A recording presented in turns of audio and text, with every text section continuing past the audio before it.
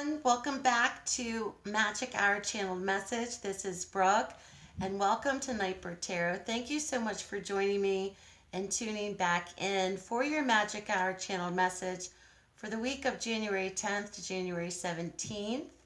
Today, I wanted to speak about clairaudience as well as doing the weekly general overview tarot reading, not specific for any sign, but just a general overview reading as well.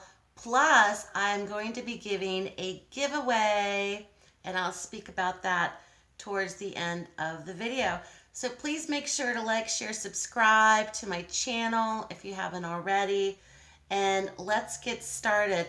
I wanted to come on and speak about clairaudience or clairaudient or clear hearing. So there's four major types of clairs. There's clairaudient, there's clairvoyance, there's claircognizant, if I can say that, and clairsentient. So many tarot readers, psychics, healers, psychic mediums, mediumships will either have all four branches or one of them, especially if you're using a tool such as the tarot that helps really push and develop your intuitive knowledge. So it very much helps push it out or manifest it and really starts to strengthen it, and you become very more in tune with these psychic vibrations, or however you want to call it, intuitive feelings.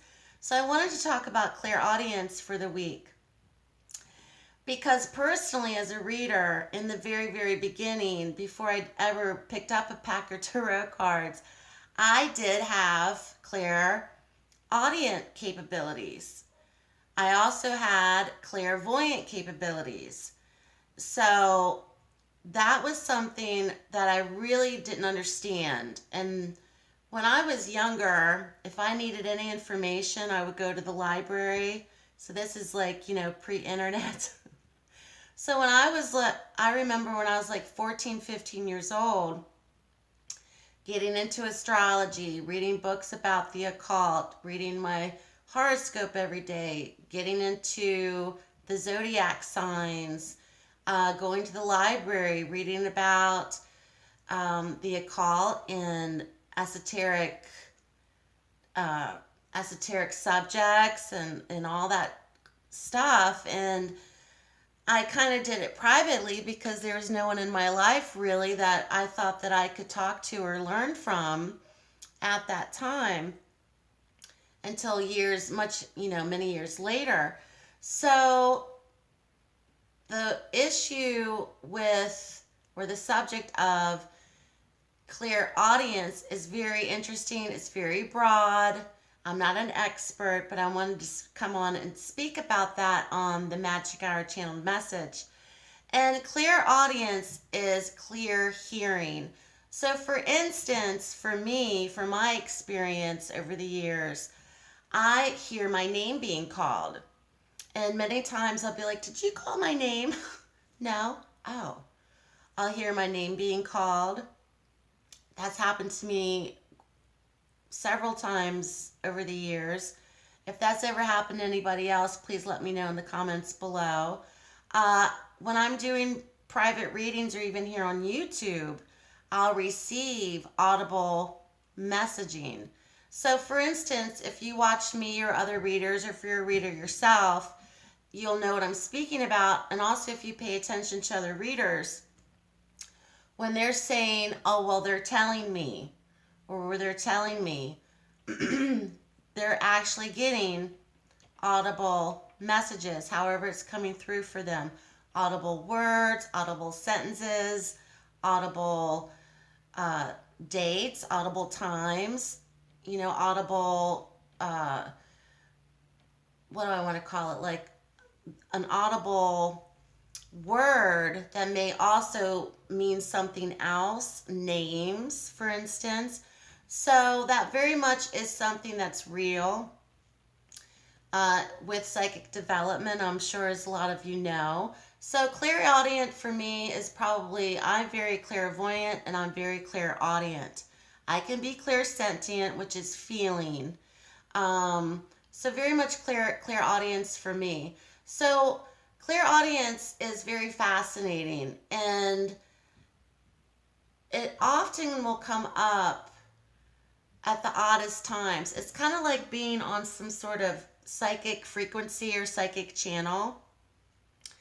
And you don't want the channel on all the time. I mean, it'll probably drive you crazy, but turning it on that psychic frequency or turning it on that psychic channel, and you tune into something, very much tuning in. And it's something that I've learned to honor and respect and better understand and not think that I was completely crazy. So anyway, I wanted to go over that. There's many books about the subject. You can Google it. I'm sure there's a lot of YouTube things about the clairs and all the rest. But Doreen Virtue, her angel therapy book, poor Doreen Virtue, she converted, as we all know. She had a really bad year last year.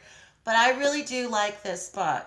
So she speaks about the clairs in this book, and I just wanted to go over it a little bit. She speaks about the four clairs, and in terms of connecting to your angels or connecting to your guardian angel. So clairvoyance is very much about clear seeing. She speaks about that. I'm not going to get into that. That's like visions, images. Clairsentience is feelings. Okay, claircognizance, I can't say that word, is through thought.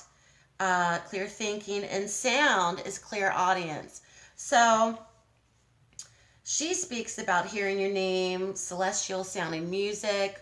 I don't have celestial sounding music, but certain songs, if you've ever had certain songs come into your mind, that could be a message from spirit, you know.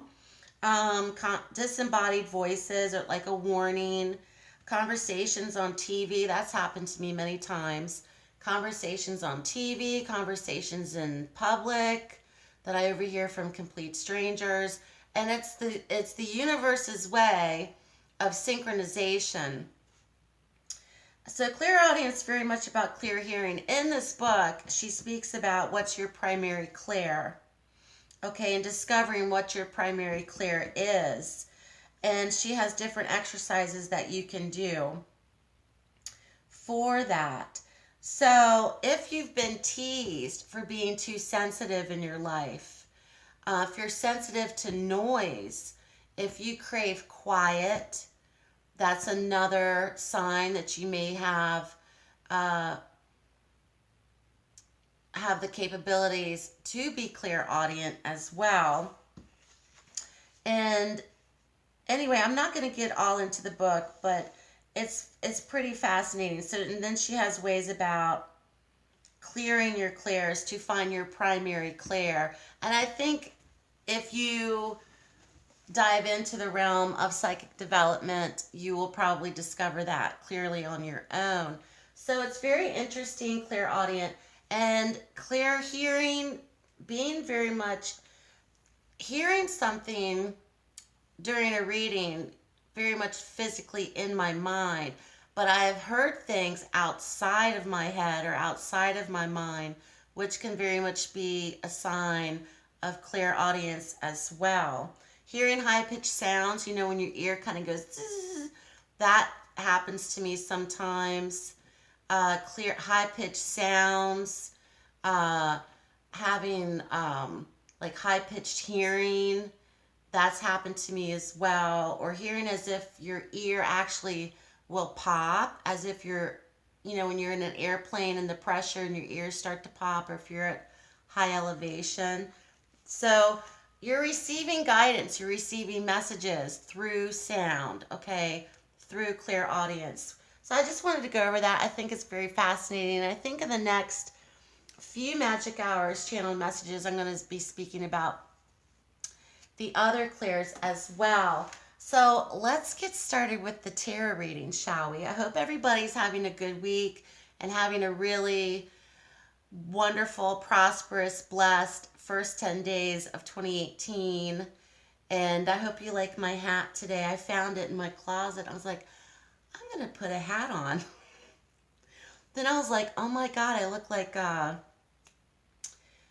astrologer Michelle Knight, who's always wearing hats on her videos. So, but she's pretty cute. So if I look like Michelle, it is what it is. So I wanted to come on. I'm accessorizing. So I'm going to be using Witch's Tarot for the reading for the week. This is just a general overview. It's not specific to anyone in particular. So it's just a general overview to see what the energies are for the 10th to the 17th. So let's get started and see what's going on.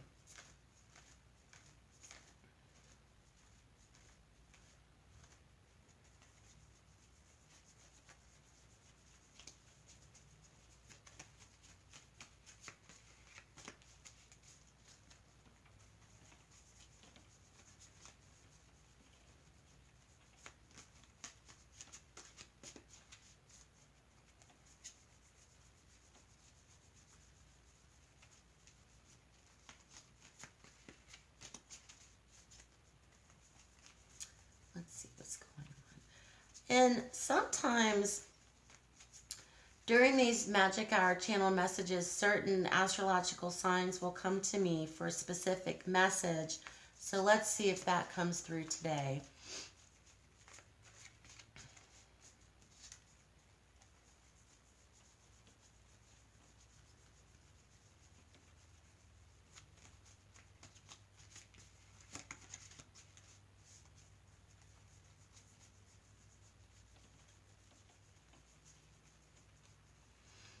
Okay, interesting. For Libra's coming up, something about visiting family or visitors from out of state or from out of town or even from another country are coming possibly this week for a visit or a weekend stay, or you're hosting or you're being hosted. That's coming up for Libra, or some kind of travel, visiting with friends and family. That's coming up for Libra.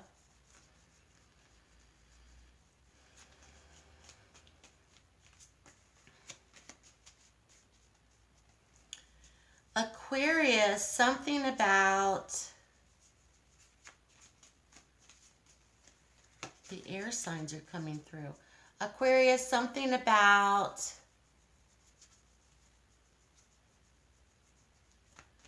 something connected to money, family money. They're showing me a silver spoon. So that could be having money, being born into money, something connected to money, where there's a possibility of having some legacy passed down or inheritance passed down. I don't know why they're telling me this, but I'm just passing it on for Aquarius.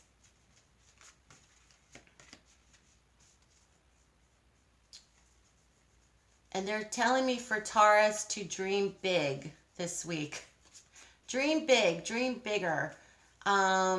Especially if you're looking for work or you're signing a contract. Aim higher, they're saying. Don't start off low, especially for pay or cost. Aim higher. Don't aim low at first. Have confidence and aim higher for Taurus and dream big. That's what they're telling me. So that's what's come through. Normally I'll shuffle off camera and write them down, but I wanted to just do it on camera so you can see that I'm actually doing it. Of course, I know the ones that watch know that I'm doing it. Let's see what's coming up. We have the Queen of Cups has shown up. Then we have the Six of Cups, followed by, the Ace of Wands has shown up. Interesting. Let's pull another one. And then we have the Nine of Pentacles has shown up. So let's stop there. Let's look at the bottom of the deck. The Nine of Swords. I think these are swords. Hold on, because these cards are a little different. That might be, no, that's the Nine of Wands. The Nine of Wands is on the bottom of the deck. The Nine of Wands has appeared. Excuse my nail polish. It's a little trifling. The Nine of Wands has appeared. So very much about, I'm getting kind of like, stand back, little Stevie Nicks, stand back. There's some sort of pulling your weight, pulling your own, standing your ground, defending your beliefs, defending yourself. This kept coming up for Leo the last 2 weeks. So if you have Leo in your chart, Leo kept getting this card. So very much about strength and reserve, okay? So there's a great, strong constitution when it comes to something. This could even be defending your beliefs, defending your ideals, defending yourselves, okay? And the ability to, as this card symbolizes how close calls with things, but they're not touching him, okay? And he grabs one in midair, let's think. So you're really almost like Wonder Woman. Put on your Wonder Woman cuffs for the week. So there's an ability to really stand your ground with something this week, which is interesting. And I know the moon's in Scorpio right now, and then I believe, I know that the sun's in Capricorn, but something's going on with Capricorn. I'm not an astrologer. If anybody knows, let me know down in the comments. There's something going on with Capricorn right now. So with the Queen of Cups energy, this could be water sign female energy, Pisces, Cancer, Scorpio. This also could be mothers. When I see the Queen of Cups show up, it very much indicates to me mother figures, grandmother. Okay, and they're telling me legacy again. There's something connected to a female in the family. This could be your aunt or aunt. This could be wife. This could be sister. This could be best friend. This could be cousin. However it may apply for however it resonates for who's watching. So she's all about compassion and unconditional love and nurturing. So there's a situation where perhaps somebody's coming at you. Perhaps you're being attacked and you're kind of on the defense. It may not be coming from your mother. It may not be coming from this Queen of Cups. But it's certainly something attached to family, okay? Something going on with family. Now the Six of Cups comes in. And the Six of Cups really indicates to me something from the past. Something very correlated to the past. This could be generational. This could be family business. This could be something generational. This could be something connected to your ancestors. This also could be grandparent energy, grandmother energy coming through as well. So the Six of Cups is getting back to the root. The tree's illuminated. They're holding their cups as if they're toasting someone. This could be toasting someone's legacy this week. This could be in memoriam for someone who's passed. This is toasting a loved one. Okay, this is a celebration of life even. Something's very much connected to the past, very much connected to the root, very much connected to the family tree. So I'm very much picking up family in the reading. And from this, there's an ultimate new beginning with the Ace of Wands. This card's depiction of the Ace of Wands, I love it because he's free. Essentially, this would symbolize his soul, and he's free. He has it within his grasp, within his reach, okay? But he's ultimately transformed. It's a regeneration card. It's a card of vitality. It's new life, essentially. So I really feel there may even be situations for many. If there's a death in the family, there may be a birth coming as well. You may feel as if there's a transference of energies in terms of reincarnation maybe coming up this week as well. So the Ace of Wands energy, very much about new life, vitality, very much about a new cycle for many as well. So there's a definite rebirth, they're telling me, and shedding one's skin, shedding one's skin, kind of like a do-over or a makeover or a spiritual do-over of some kind. Like you're letting something go. Something is leaving, okay? Something is leaving. So the Ace of Wands comes in.